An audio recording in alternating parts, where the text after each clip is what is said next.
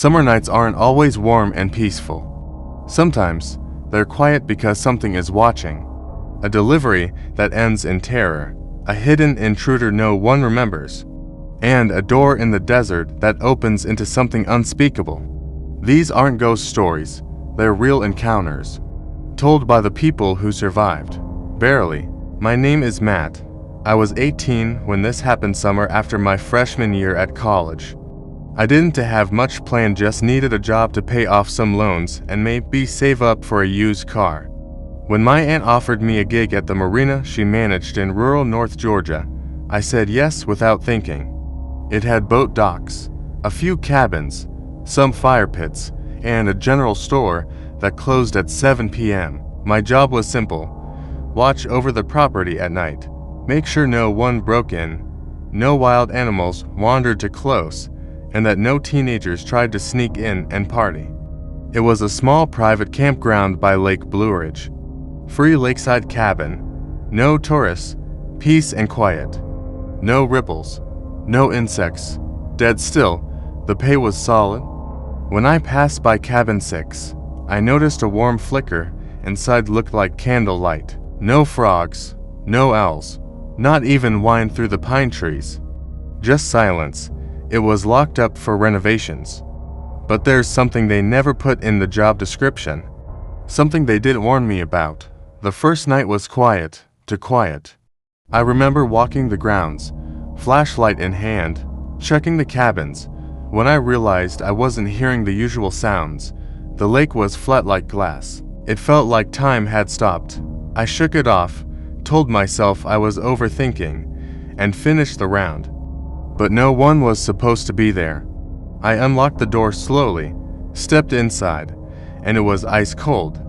Even though it was mid-July, there was no candle, no lantern, nothing, just a chair tipped over, and this weird wet smell, like lake water and mildew. As I turned to leave, I swear I heard a woman whisper something, but I couldn't tell from where. It wasn't coming from inside the cabin, it was coming from under it. The second night, I kept my rounds tighter. I stayed closer to the center of the camp. At around 2 a.m., I was walking along the dock when I heard footsteps, but these weren't behind me or beside me. They were coming from the lake, heavy, slow, like someone in boots walking in shallow water. I shined my flashlight toward the sound and saw ripples, circular ripples, spreading like something just moved under the surface. But the lake was still empty. No boats, no swimmers, just dark water. Suddenly, I heard a loud creak from behind. I turned, but the dock was empty. And when I looked back at the lake, there was a wet handprint on the wooden railing, still dripping. I ran. That night, I locked the cabin door, shoved the dresser in front of it, and didn't sleep a minute. Around 3 a.m., I got a call on the walkie from a family in cabin 2. They said someone had been knocking on their window every night around the same time. I did a sweep of the area and passed by cabin 3. I checked it out, saw some faint smudges on the glass, but no footprints, no signs of animals. That one had been shut down for over a year. No plumbing, broken roof, completely off limits, but there was light inside. A dim yellow light flickering like a candle, just like the first night. I crept up the steps, opened the creaky door, and the inside looked untouched, dusty, broken, but scratched into the wall. Huge, erratic letters was a message. He walks when the water sleeps. There were claw marks beneath it, deep ones, and something on the floor. I picked it up. It was a faded photograph of a family standing on the dock, except none of them had faces. This night still makes my skin crawl. At around 1:40 a.m., I was by the main boat ramp when I heard sobbing. A girl's voice, young, maybe teenage, saying, "Help me, please," again and again. I ran to the lake's edge and saw her, soaked, shivering, pale skin, long black hair hanging over her face. She wasn't in the water.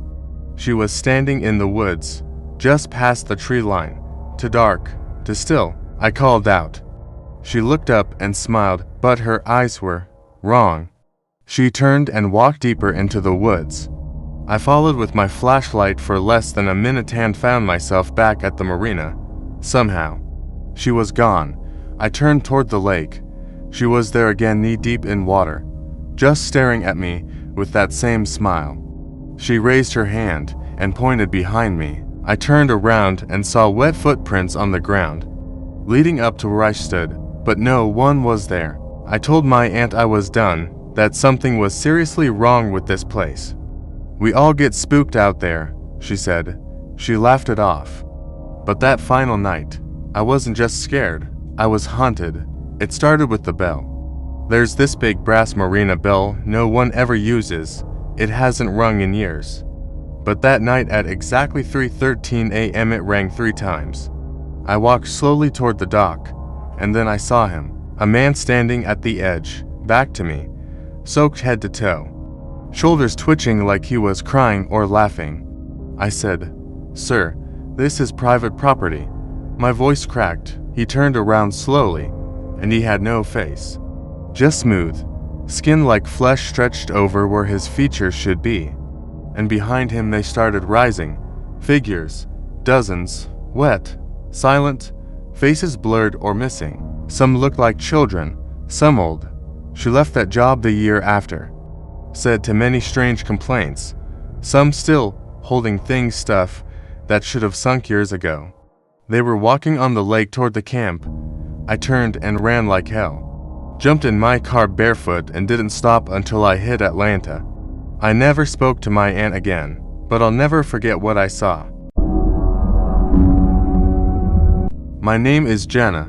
I'm 27 now, but I still remember the summer I turned 16 more vividly than I'd like to. I grew up in northern Minnesota, near a little town called Bemidji. Every summer, kids from all over the state would attend Camp Stillwater, a pine-surrounded camp sitting right on the edge of an old glacial lake. So, when I got a chance to work as a junior counselor, I jumped at it. It was mostly hiking, kayaking, campfire songs, all that stuff. My parents had met there as teens. I thought it'd be easy money and some freedom away from home. But that summer, something got into the camp. Or maybe it had always been there waiting. The cabin was old but cozy, nestled between thick trees with a narrow dirt path leading to the lake. They assigned me to cabin Redtail, which housed 6 girls between 9 and 11 years old. But there was something off about it. I cleaned under beds, opened windows, even checked the bathroom pipes. Nothing helped. For one thing, the smell. Even on the first night, the whole place had this faint, sharp, rotting odor like wet earth and old meat. It's just the crawl space under the foundation, it traps water. The head counselor, Trish, told me not to worry. Old cabins always stink a bit. That night, one of my girls, Sophie, woke me up at 2 a.m. saying she heard something scratching under her bed. I checked. Nothing. She begged to sleep near me. I let her drag her sleeping bag over. That was the first night. By the 4th night, 3 more girls were waking up with the same complaint. There's something underneath. One morning, the camp nurse called me to her cabin. She was pale and holding a sketch one of the Redtail girls had drawn. It was crude, drawn in red crayon, a long thin shape crouched under a bunk bed. It had twisted arms, no eyes, and a mouth that stretched from ear to ear. The next night, I had a nightmare. In it, I was crawling under the cabin on my hands and knees, dragging a flashlight. I could hear whispers all around me, children whispering in reverse. The space kept going and going, deeper than it should have. Then I saw it, a face inches from mine. Its mouth was open, and something long was crawling out. I woke up screaming. But when I looked down, my bare feet were covered in dirt. I had no memory of leaving bed. The next day, Sophie, my quietest camp, refused to come back into Redtail. She stood at the edge of the tree line and cried. When I asked why, she said, "He talks to me when I sleep." I asked, "Who does?" She just whispered, "The thing under the wood. It wants me to come down." She had scratches on her wrists. I reported it immediately. Trish said she'd look into it, But nothing came of it. I stayed up, determined to figure out what was going on. That night, all the girls were asleep by 10 p.m. The crawl space was just tall enough to crawl through, with one little wooden access hatch on the back side. At around 1:30 a.m., I heard the sound again scraping from below the floorboards. I grabbed my flashlight and crept outside. It was unlatched. I lifted it, shined my light in, and saw something scurry away on all fours backward. Fast. The next afternoon, I waited for Trish to leave and crawled under myself. The space was tight, filled with old broken beams and rotted insulation. But the further I crawled, the colder it got, and then I found it. A pit dug into the dirt. Fresh, damp. Inside were dozens of things. Torn doll limbs, kids' shoes, hair ties, crumpled letters, all partially buried. Some were decades old. I reached for a broken photo frame when I felt something grab my ankle. I kicked back and scrambled out, but I swear I heard it laughing.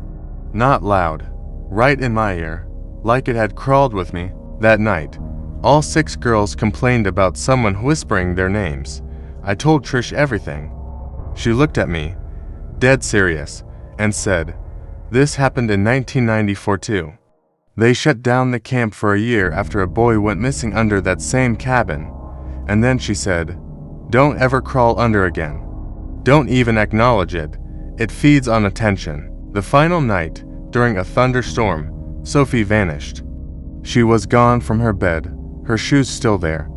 We searched the woods, the dining hall, the bathrooms. Then I saw the crawl space hatch open again. I dropped to my knees and screamed her name into the dark. No response, just silence and mud. The fire chief came within an hour. They blocked the crawl space, searched with dogs, found nothing. 2 days later, the camp was shut down for seasonal repairs. Sophie was never found. But here's the thing. When I left the cabin for the last time, I noticed something carved into the doorframe. He's going to keep me, but he's still hungry. In small, childlike handwriting, it said, "He picked me." My name is Daniel Holtz. I'm 31. I live in Colorado now. But back in the summer of 2021, I was deep in the Arizona desert, just outside the Nevada border, chasing old ghost towns and abandoned ranger stations for a photography project I never ended up finishing. I don't scare easily. I'm not religious. I believe in physics, geology, history. I don't believe in monsters. I'm not some supernatural nut. I've been in caves, mines, even a sunken ghost town near Lake Mead. But after that trip, I started locking every door in my apartment, even the closet, even when I'm home.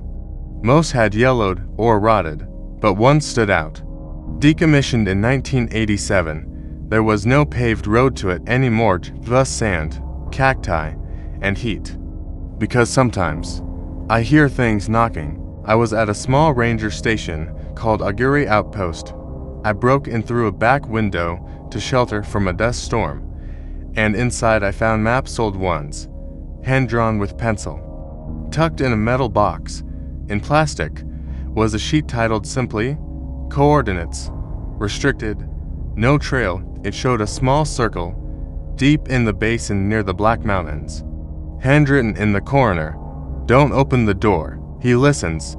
A desert myth, but I copied the GPS coordinates into my tablet. Once it sees you, you belong to it. I thought it was a joke. I would regret it within 48 hours. The trail wasn't marked, nothing but hard rock, dry brush, and lizards skittering underfoot. I walked about 11 miles over 5 hours with a heavy pack. Around 5 p.m., I reached the area on the map, a perfect oval-shaped basin, like something scooped the land clean. And in the center, a door, freestanding, about 7 feet tall, made of old wood, like barnwood that had baked in the sun for 100 years. It had a brass handle, black hinges bolted into nothing. No frame, no walls, no foundation, just a door. And carved at the top, in childlike letters, "No tech, No strings? Just sun-bleached emptiness behind and in front of it. I figured I'd shoot some sunrise photos of it in golden light. No caves, no hills. Welcome. I walked circles around it. Nothing on the back. I tapped on it. It echoed, like knocking on a hollow tunnel long, endless, but I was surrounded by dry desert. I set up camp 200 yards away, just over a low ridge. But at 11:40 p.m., I was woken by knocking. 3 knocks? Slow, heavy, then silence. I thought I'd imagined it. Then it came again, this time from beneath me. I lay frozen in my sleeping bag, listening to something move under the dirt, pacing, like it knew I was there. I packed up before sunrise and returned to the door. There were now marks on the sand, not footprints, drag marks, like something had been pulled through on its back. I turned to leave, but then I heard it. A voice, soft, deep, wrong, like a whisper looped backward through a speaker. It came from behind the door, like something pushed it from the other side, or maybe through it. It spoke 3 words, clear, in English. Are you alone? I thought I was heading back to my truck. The sun stopped climbing. My compass spun in circles. And then I saw it again. My mouth went dry. I didn't answer. I didn't move. Then the door rattled once. I ran, but when I looked behind me, the door was gone. Real darkness, like no light existed in there. I walked for what felt like hours, but the desert had changed. The horizon had moved. The door, same backpack, same face, but his eyes were completely white. No pupils, no life, only now, it was open. And inside it, darkness. I stepped closer, just to peek. What I saw on the other side wasn't the desert. It was a mirror of me standing inside the blackness. And he smiled. Then he stepped forward. I screamed and stumbled back. The door slammed shut. I don't remember how I made it out. I woke up near my truck 2 days later. My camera was fried. My water pack nearly empty. No signal. No door in sight. But one photo survived, just one. A blurry shot of the door wide open. Something crawling out, long limbs, no face. Thin fingers stretching toward the lens. I deleted it, but not before uploaded to my cloud. And now, every night around 3:13 a.m., I get a notification. New image saved. The thumbnail is always black. Until I open it and see myself standing in the doorway. If you made it through all 3 stories, you're braver than most. But tell us in the comments which story kept you up tonight. And before you go, lock your doors, check your windows, and subscribe for more true horror every single week, because the next story could be yours.